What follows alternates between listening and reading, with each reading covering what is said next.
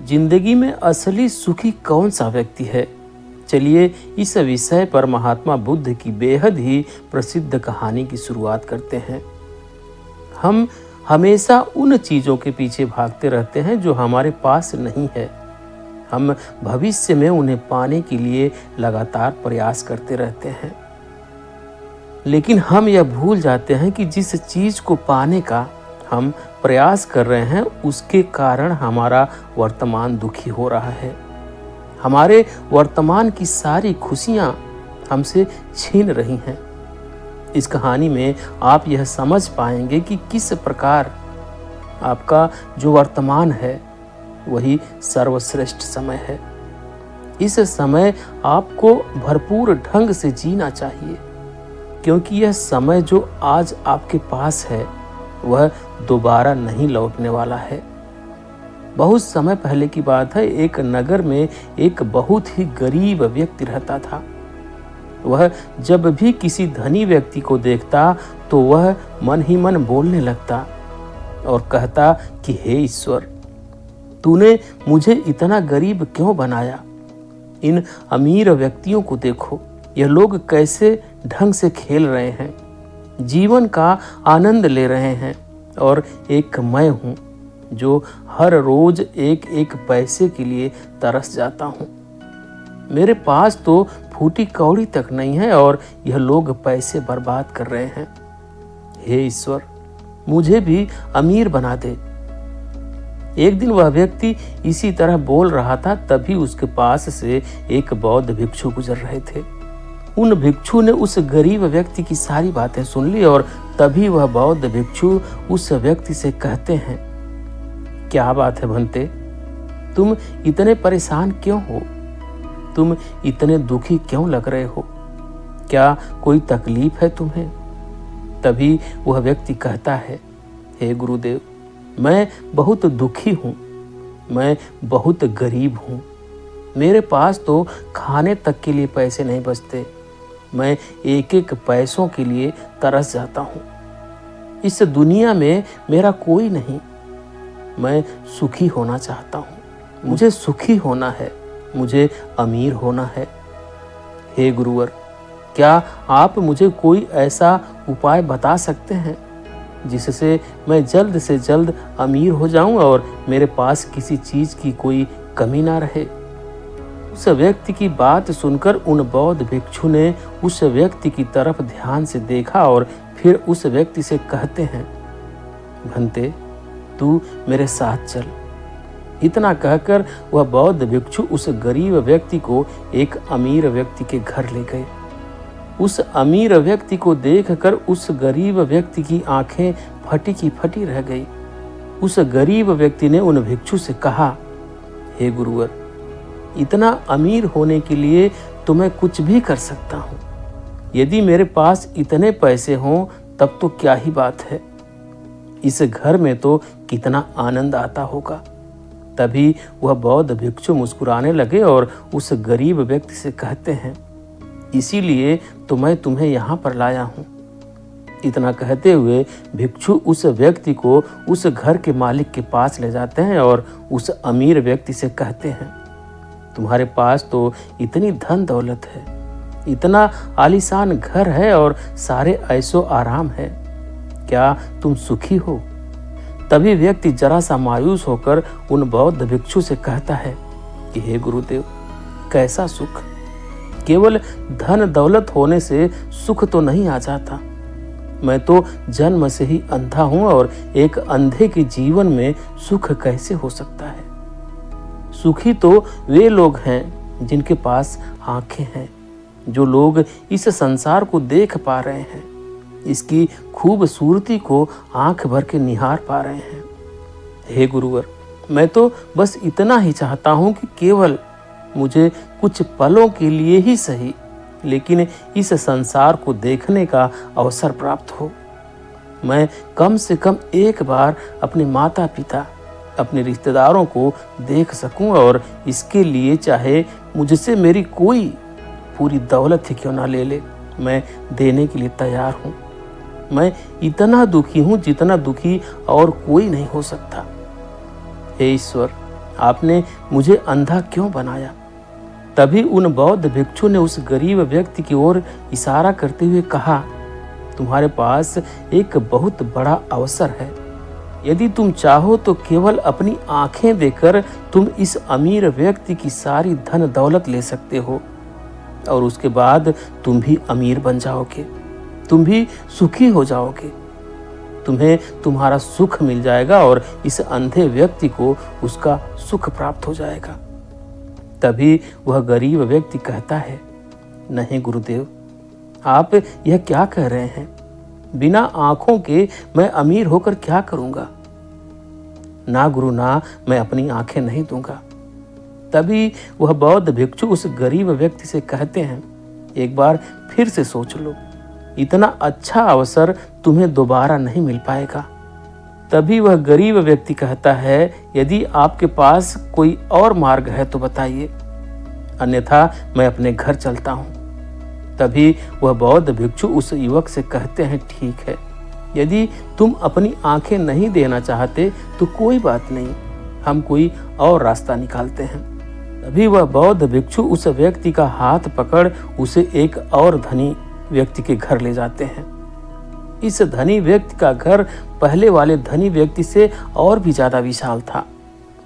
यह देखकर वह गरीब व्यक्ति कहता है, अरे इतना आलीशान घर, इतना आलीशान घर मैंने आज तक नहीं देखा था।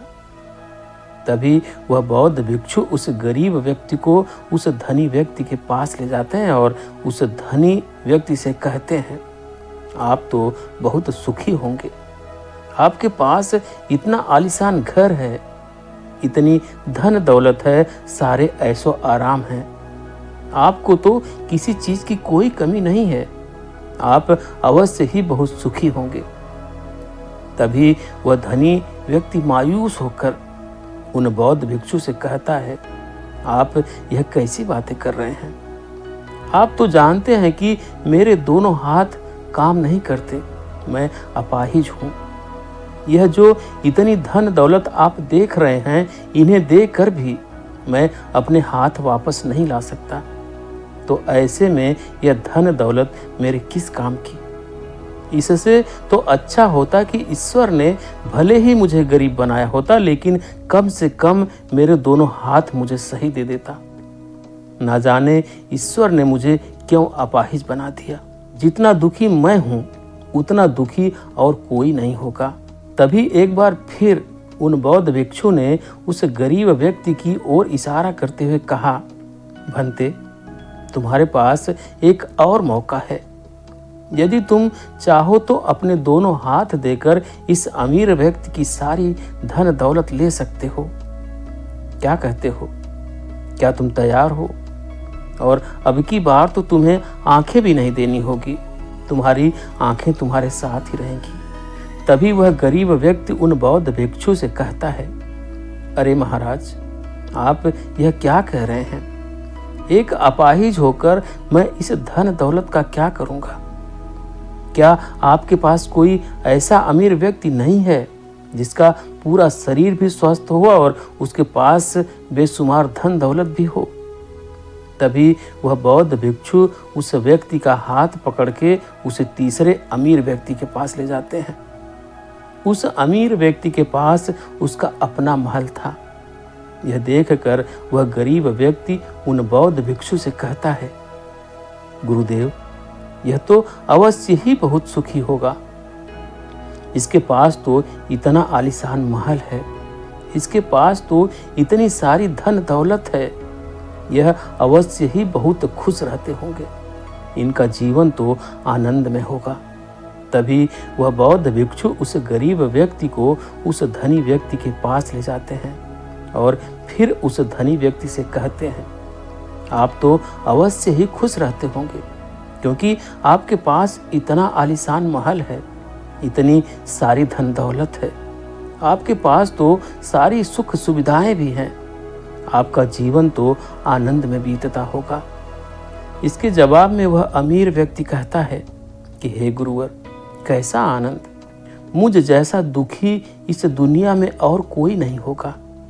मैं आज बहुत दर्द में हूँ, मेरी पत्नी ने मुझे धोखा दे दिया है। वह किसी और से प्रेम करती है जो मुझसे भी अमीर है। आज मुझे समझ आया कि यह धन दौलत कभी किसी को सुख दुख नहीं दे सकती, और जब मन में दुख हो तो यह धन दौलत किस काम की। मुझसे सुखी तो वह गरीब इंसान होगा जिसकी पत्नी कम से कम उसके साथ तो है, वह उसके साथ वफादार तो है। आज मैंने तय कर लिया है कि मैं अपनी पत्नी और उसके प्रेमी की हत्या कर दूंगा। यह सुनकर वह बौद्ध भिक्षु उस अमीर व्यक्ति से कहते हैं, इससे पहले कि तुम ऐसा कदम उठाओ, कम से कम मुझे भोजन तो करवा जाओ, और भोजन की व्यवस्था करो और साथ में कुछ कांच के टुकड़े भी ले आना। वह धनी व्यक्ति सभी साधु संतों का बहुत आदर करता था, इसलिए वह उन बौद्ध भिक्षुओं की बात मान जाता है। लेकिन वह यह नहीं समझ पाता कि आखिर उन बौद्ध भिक्षु ने खाने के साथ कांच के टुकड़े क्यों मंगवाए हैं। लेकिन जैसा कि उन बौद्ध भिक्षु ने कहा था, वह अमीर व्यक्ति उसी प्रकार खाने की व्यवस्था करता है और भोजन के साथ कुछ कांच के टुकड़े लेकर उन बौद्ध भिक्षु के पास पहुंचता है। तभी वह बौद्ध भिक्षु, वह गरीब व्यक्ति और वह धनी व्यक्ति तीनों एक साथ भोजन करने बैठते हैं, और उसी समय बौद्ध भिक्षु कुछ कांच के टुकड़े उठाकर उस अमीर व्यक्ति के भोजन में मिला देते हैं और उससे कहते हैं, लो अब तुम इसे खा सकते हो। वह अमीर व्यक्ति अचंभित हो गया और उन बौद्ध भिक्षु से कहता है, हे गुरुवर, आप यह क्या कर रहे हैं? इस खाने में तो कांच के टुकड़े आपने मिलाए हैं। इस भोजन को मैं कैसे खा सकता हूँ? यदि यह भोजन मैं करूँगा तो इससे मुझे बहुत तकलीफ होगी और हो सकता है कि मेरी मृत्यु भी हो जाए। तभी वह बौद्ध भिक्षु मुस्कुराने लगे और उस अमीर व्यक्ति से कहते हैं, तुम्हें यह बात तो समझ में आ गई, लेकिन तुम्हें यह बात नहीं समझ में आती कि अगर इस भोजन को खाना है तो इस भोजन के कांच के टुकड़ों को तुम्हें निकाल कर अलग करना होगा। तभी यह भोजन तुम्हारे खाने योग्य बनेगा, और तब यह भोजन तुम्हें कोई तकलीफ नहीं देने वाला, बल्कि तुम्हें सुख ही प्रदान करेगा। इस पर वह अमीर व्यक्ति अचरज में उन बौद्ध भिक्षु से कहता है, हे गुरुवर, आखिर आप कहना क्या चाहते हैं? तभी वह बौद्ध भिक्षु उस अमीर व्यक्ति से कहते हैं, ऐसे लोग जो कांच के टुकड़े के समान हैं, यदि तुम उनके साथ चिपके रहोगे तो तुम्हें दर्द तो अवश्य ही होगा। जिस प्रकार यह कांच का टुकड़ा मिला हुआ भोजन तुम्हें दर्द प्रदान करेगा। इसलिए इसका समाधान तो यही है कि तुम इन कांच के टुकड़ों को भोजन से अलग कर दो और जो है उस पर ध्यान दो। अर्थात कि तुम उन लोगों को भूल जाओ जो तुम्हारे जीवन में नहीं हैं, और उन लोगों पर ध्यान दो जो इस समय तुम्हारे साथ हैं। जैसे कि तुम्हारी पुत्री, वह भी तो तुम्हारे प्यार की भूखी है। क्या तुम्हारा यह कर्तव्य नहीं है कि तुम उसका ख्याल रखो, उसकी परवरिश करो? आगे बौद्ध भिक्षु उस अमीर व्यक्ति से कहते हैं, सुख तो तुम्हारे पास ही है, बस इन कांच के टुकड़ों को अर्थात अपनी पत्नी और उसके प्रेमी की हत्या करने का यह विचार अपने मन से निकाल दो, अन्यथा यह कांच के टुकड़ों से मिला हुआ भोजन के समान ही होगा और इसका परिणाम भी बहुत भयानक होगा। वह भिक्षु इतना कहकर शांत हो गए और उस अमीर व्यक्ति को भी उन भिक्षु की बात समझ में आ गई। उन्होंने तुरंत ही उन बौद्ध भिक्षु के चरण छुए और वह अमीर व्यक्ति कहने लगा, हे गुरुवर, आपने मुझे पाप करने से बचा लिया है। मैं आपका बहुत बहुत आभारी हूँ। उसके बाद वह भिक्षु उस गरीब व्यक्ति को लेकर आगे की ओर निकल जाते हैं। तभी रास्ते में वह गरीब व्यक्ति उन बौद्ध भिक्षु से कहता है, हे गुरुवर, क्या इस दुनिया में ऐसा कोई नहीं है जो सुखी हो? तभी वह बौद्ध भिक्षु उस गरीब व्यक्ति से कहते हैं, भंते, आखिर तुम सुखी क्यों नहीं हो? इस पर वह गरीब व्यक्ति कुछ देर के लिए सोच विचार करता है, लेकिन उसके पास कोई जवाब नहीं होता। तभी वह बौद्ध भिक्षु उस गरीब व्यक्ति से कहते हैं, क्योंकि तुम्हें वह चाहिए जो तुम्हारे पास नहीं है। तुम्हारे पास धन नहीं है और तुम्हें धन चाहिए। तुम अमीर होना चाहते हो। तुम्हें लगता है कि वह तुम्हें सुख देगा, लेकिन तुम इस वास्तविकता को भी भूल रहे हो कि बाद में तुम्हें दुख भी वही देगा। जैसे कि जब हम पहले एक अमीर व्यक्ति के पास पहुंचे थे तो उसके पास आंखें नहीं थी। उसके पास जो नहीं था वह उसके लिए बिलख रहा था, जबकि उसके पास तो बेशुमार धन दौलत थी और उसका पूरा शरीर भी पूरी तरह से स्वस्थ था, लेकिन उसका ध्यान उस पर नहीं था। वह उसे छोड़कर उन चीज़ों के पीछे भाग रहा था जो उसके पास नहीं था। इसी तरह से दूसरे अमीर व्यक्ति के पास आंखें थी, धन दौलत भी थी, लेकिन हाथ नहीं थे। इसी प्रकार जो चीज़ उसके पास थी वह उसका आनंद नहीं ले रहा था, बल्कि वह तो इस दुख में था कि उसके पास उसके हाथ नहीं है। और ठीक इसी प्रकार से तीसरा अमीर व्यक्ति भी दुखी था, क्योंकि उसके पास तो धन दौलत भी थी, ऐसो आराम भी था और उसके पास तो उसका पूरा शरीर भी था। वह पूरी तरह से स्वस्थ और तंदुरुस्त भी था, लेकिन फिर भी वह दर्द में था, क्योंकि उसे उसकी पत्नी ने धोखा दे दिया था, जो उसकी कभी हो ही नहीं सकती थी। जो स्त्री केवल धन के लिए किसी और के साथ भाग जाए, क्या वह उसका साथ कभी दे सकती थी? नहीं। लेकिन उस अमीर व्यक्ति के पास जो था, अर्थात उसकी पुत्री, वह उसके बारे में सोच ही नहीं रहा था। आगे वह बौद्ध भिक्षु उस गरीब व्यक्ति से कहते हैं, अमीर गरीब होने से दुख और सुख का कोई मतलब नहीं होता। अमीर हो या गरीब, हमारे दुखी होने का एकमात्र कारण यही होता है कि हम हमेशा उन चीज़ों के पीछे भागते रहते हैं जो हमारे पास है ही नहीं, और जो वर्तमान में हमारे पास है हम उस पर ध्यान नहीं देते और ना ही उसका आनंद ले पाते हैं। हम तो केवल भविष्य में घूमते रहते हैं, भूतकाल में अटक जाते हैं, और यह सारी गलतियां हम वर्तमान की जमीन पर करते हैं। और यही कारण है कि तुम कभी आनंदित हो ही नहीं पाते, तुम कभी खुश नहीं रह पाते, क्योंकि जो आनंद का समय है, अर्थात वर्तमान का समय, वह यूं ही नष्ट हो जाता है। तभी आगे बौद्ध भिक्षु उस गरीब व्यक्ति की ओर इशारा करते हुए कहते हैं, भंते, तुम मुझे यह बताओ, क्या तुम्हारे पास उन तीनों अमीर व्यक्तियों के दुखों में से कोई एक भी दुख है?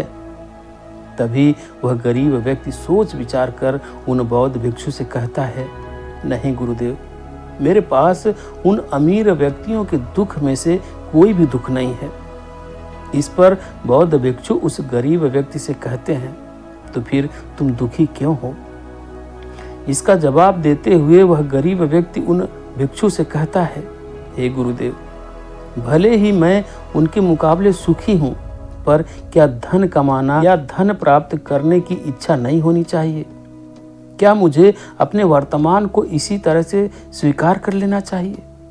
क्या मुझे हमेशा इसी तरह से गरीब रहना चाहिए? तभी बौद्ध भिक्षु दिल से मुस्कुराते हुए उस गरीब व्यक्ति से कहते हैं, वर्तमान में वर्तमान क्षण का आनंद लो। वर्तमान में ही ऐसे कर्म करो जिससे तुम्हारा भविष्य सुधर सके, लेकिन ऐसी चीज़ों के पीछे व्यर्थ समय ना गंवाओ जो तुम्हारे पास आज नहीं है। जो तुम्हारे पास आज है उसका आनंद लो, और जो तुम पाना चाहते हो उसके लिए केवल कर्म करो, और उस कर्म का फल तुम्हें भविष्य में मिलेगा। यानी इसकी चिंता में भी मत रहना, क्योंकि यदि तुम इसकी चिंता में रहोगे तो कभी सुखी नहीं रह पाओगे। भले ही हालत कितने भी बुरे क्यों ना हो, केवल अपने आज पर ध्यान दो और अपने कर्म मन लगाकर करो। इतना कहकर वह बौद्ध भिक्षु शांत हो गए, और गरीब व्यक्ति को भी उन बौद्ध भिक्षु की बात अच्छी तरह से समझ में आ चुकी थी। वह यह समझ चुका था कि अब से उसे अपने वर्तमान पर ध्यान देना है, उसे अपने वर्तमान को सुधारना है। उसके बाद उस गरीब व्यक्ति ने उन बौद्ध भिक्षु को प्रणाम किया और वापस अपने घर लौट गया। अब से वह गरीब व्यक्ति यह सोचकर हमेशा खुश रहने लगा कि कम से कम वह उन 3 अमीर व्यक्तियों से अधिक खुश है। उसके पास अधिक खुशियों की वजह है। हाँ, यह बात और है कि उसके पास धन नहीं है, लेकिन उसके पास ऐसी चीजें हैं जो धन से कहीं ज्यादा कीमती हैं, और वह है उसका पूरा शरीर जो पूरी तरह से स्वस्थ है। दोस्तों, मैं उम्मीद करता हूं कि यह कहानी सुनने से आपके जीवन में अच्छे बदलाव आए होंगे। आपको इस वीडियो से क्या सीखने को मिला, यह कमेंट करके ज़रूर बताइए, और अपने परिवार, दोस्तों या आपके करीबी इंसान के साथ यह कहानी शेयर करके उन्हें भी इस ज्ञान से परिचित करवाएं। बाकी अगर यह वीडियो दिल से अच्छी लगी हो तो इस वीडियो को लाइक कर देना, और आपने अब तक इस चैनल को सब्सक्राइब नहीं किया हो तो चैनल को सब्सक्राइब भी जरूर कर देना। आपका हर दिन शुभ हो और खुशियों से आपका जीवन भरा रहे। धन्यवाद। नमो बुद्धाय।